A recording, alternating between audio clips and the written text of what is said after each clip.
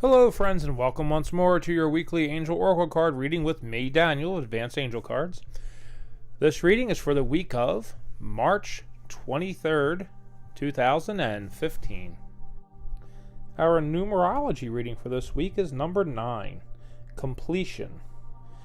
So this card really, a little slightly different than normal numerology, indicates time of necessary endings and new beginnings. With the drawing of this card, you're kind of encouraged to let go of those things that no longer serve you, which has been a common theme for the readings in the recent times here leading up to this spring equinox with the gate opening and all this new energy coming to the planet. It's really good things, and it's all very much geared towards that release in order to allow the new to have a place to reside within you.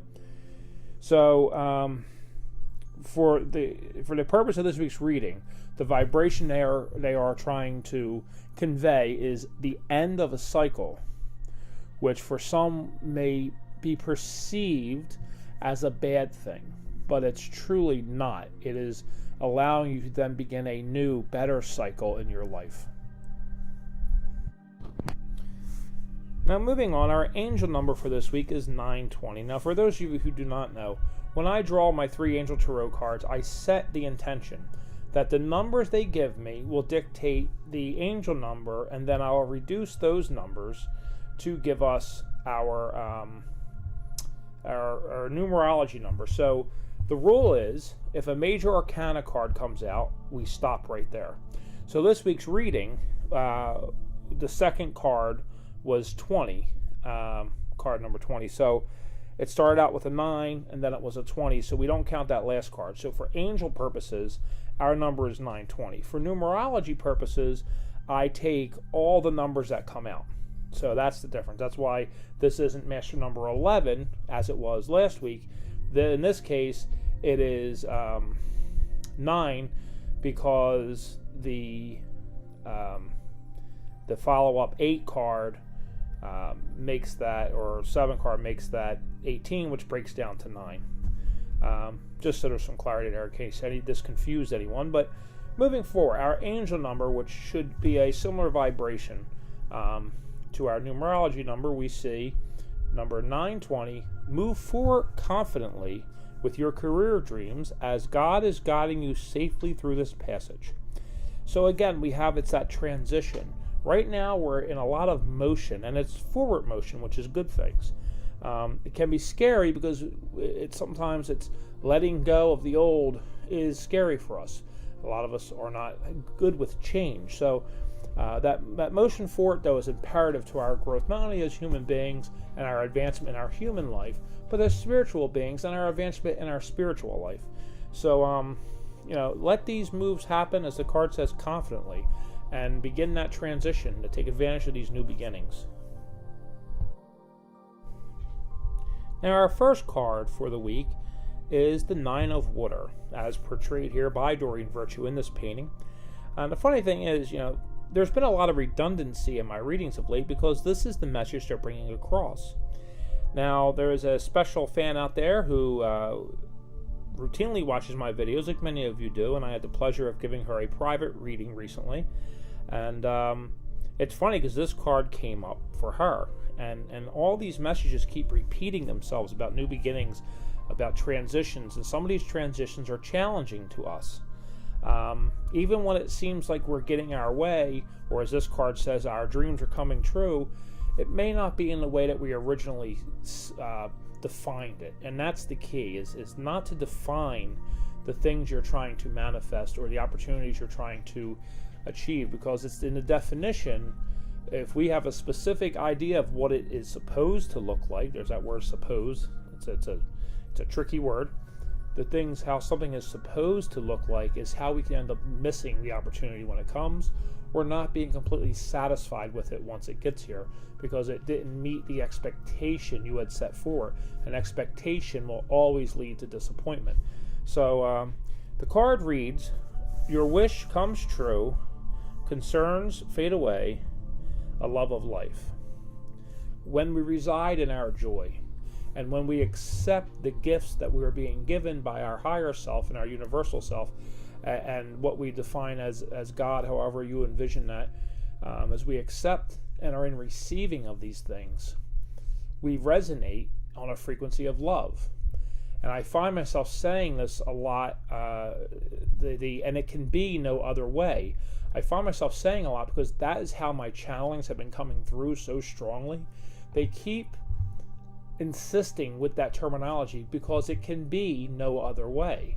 And I think that is an important idea. It is a critical lesson to learn, that when you are in that place of that mindset, of that frequency, and you are resonating in alignment to positivity and positive things, that is the key. That is the root of what they call the secret, or the law of attraction, or manifestation, or whatever terminology works that you've experienced with.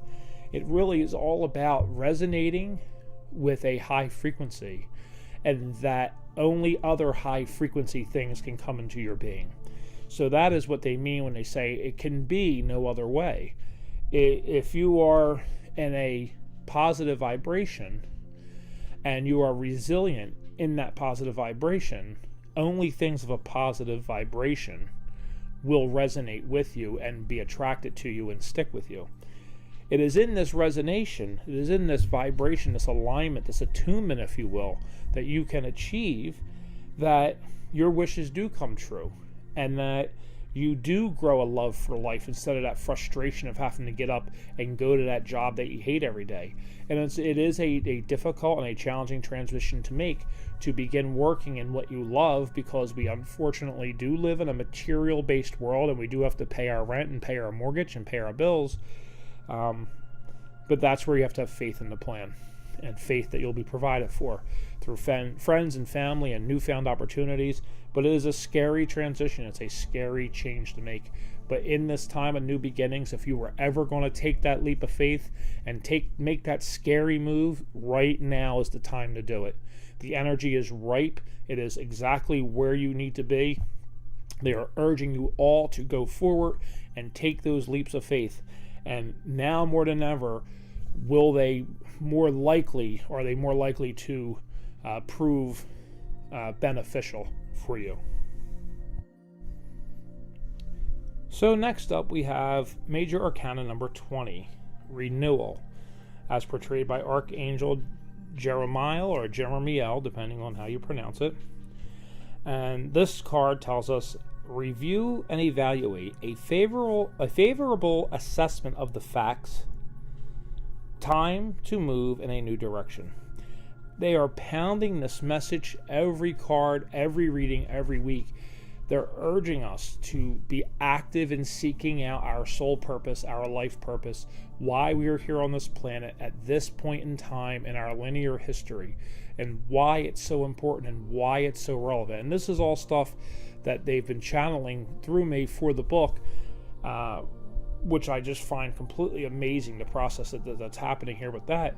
But they're also resonating with it, and I'm using the wrong terminology here. They are almost validating it every week with these readings, and they're really pushing about this new beginning. And the reason they're beating a dead horse, so to speak, is because not everybody's ready to hear it, not everybody's ready to embrace it. Think about this card for a minute. First of all, it's number 20, so it's the first before the last card. It's the next to last card in the dreamer's journey. So we're nearing the completion of one phase and are getting ready to begin a new phase. Sound familiar? A new journey, so to speak. Renewal is wonderful, and I love the imagery of this card because it's like a young family on the beach there before the Archangel. And this card reminds me of my wedding, because when I was married, it was a renewal for me. I was in a bad situation, and I was raising my daughter on my own. My ex-wife now, my wife at the time, decided that she wanted another life somewhere else and took her leave of us. And it was divinely inspired. If it wasn't for that door closing, I would not be where I am today. So I'm grateful. As hard as that experience it was, I'm grateful. But when I got remarried to Eileen,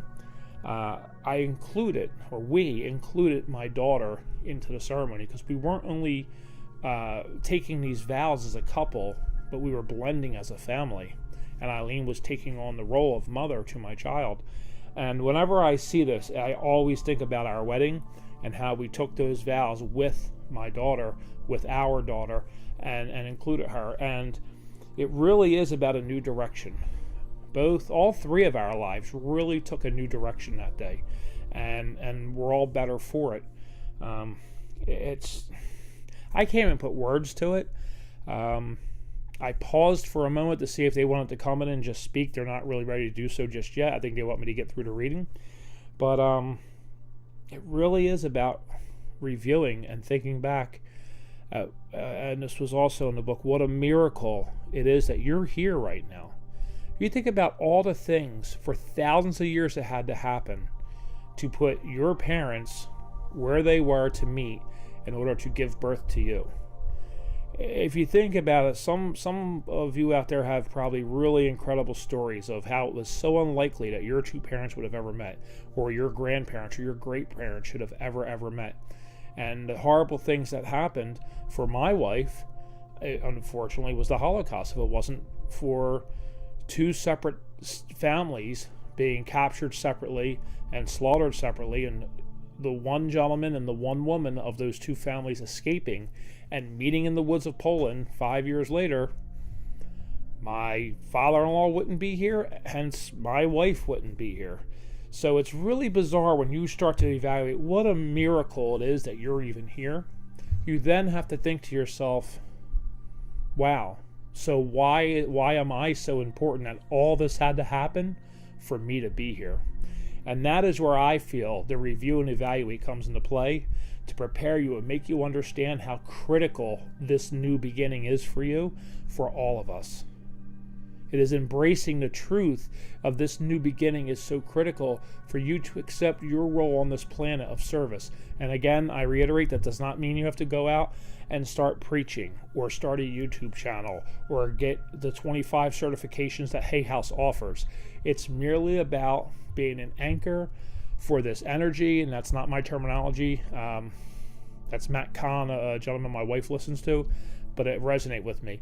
You can just be an anchor of this new energy for your family, for your coworkers. You can serve by your interaction with your fellow man to show them what resonating on a higher vibration looks like, and therefore encouraging them on a soul level, without even speaking a word, to begin to raise their own vibration and their own frequency to meet yours. And that is how, as a global civilization, we will rise up and be able to ascend to this next level of existence that we are destined to live at.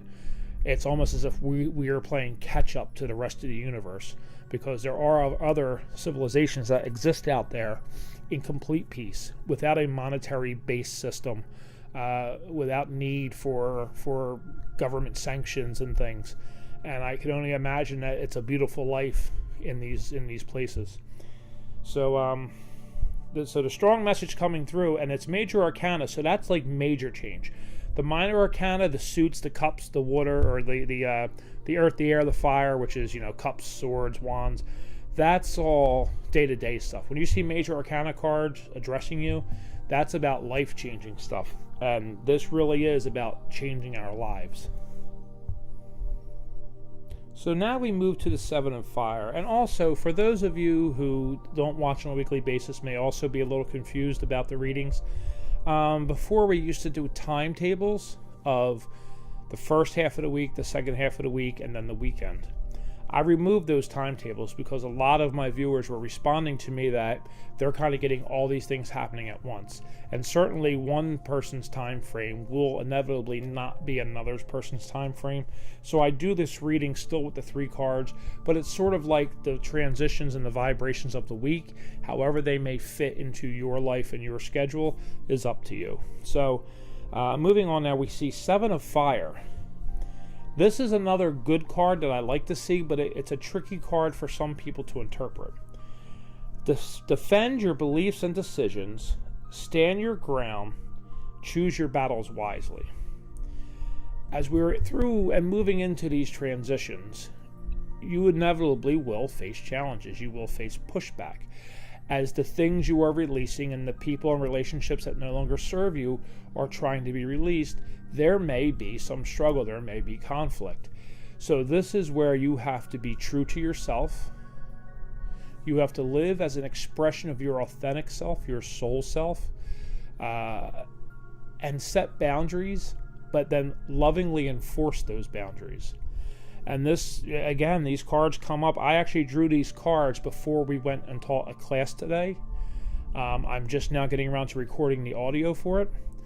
But this came up at class today of a young woman who I admire, and we kind of, it's a give and take of mentorship and learning and teaching, is having this very issue right now. It's about kindness being mistaken for weakness and being taken advantage of. We are in this transition. We have to learn how to set loving boundaries. So you can be assertive, but still be loving. You don't have to be. There is an in between. You cannot be the pushover. You can have a boundary and demand that it's respected, but at the same time, still be loving with it. And one of the things which also just recently came up for me was a message to give my daughter from the owner of Kingswick Apartments where I work. He passed away, and he was one of my father figures. I worked for this place for 20 years, and 17 of which he was the owner and my boss and my friend, was the love test. He told me when my daughter grew up, I had to explain to her the love test. And this just recently came up. And this kind of fits in nicely with this card is, if someone's trying to bully you into doing something under the pretense of, well, if you loved me, you would do this for me, you have to immediately respond, but if you loved me, you wouldn't be asking me to do this, or you wouldn't be making me do this, or you wouldn't be putting me in a position where I'm not comfortable, or this somehow crosses a boundary or crosses a limit that I have, whether it be moral, physical, or otherwise. And that's how you can gauge. So part of that kind of choosing your battles and standing your ground, it's kind of where the love test kind of calculates in, because is a battle worth fighting? Is someone or relationship worth fighting for? You have to evaluate this, and you have to put these things to the test. And if someone is telling you, well, if you love me, you would stick around regardless of my issues or my problems or our problems, it's like, but if you love me, you would try to work through your problems, and you would try to do this, and you would. It's such a delicate balance. I'm even having difficulty finding the words here. I'm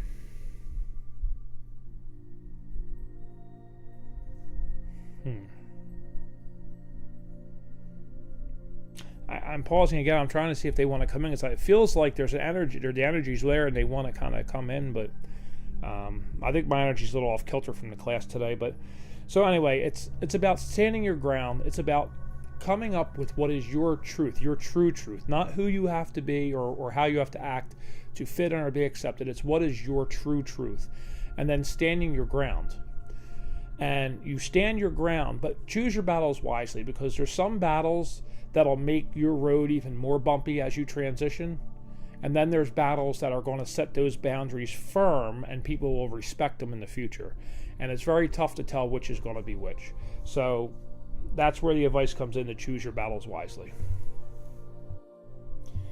So that's going to wrap us up for another week. I hope that all made sense. I felt like I was babbling at times. The energy was very high today. I'm having physical kind of side effects from that. I haven't really finished grounding myself and recentering myself yet, but I wanted to get this done and up. So as usual, any questions, any comments, please feel free to reach out and contact us. I know the Pendulum Girls did not get a video up this week. There was a video posted, but it wasn't a pendulum reading.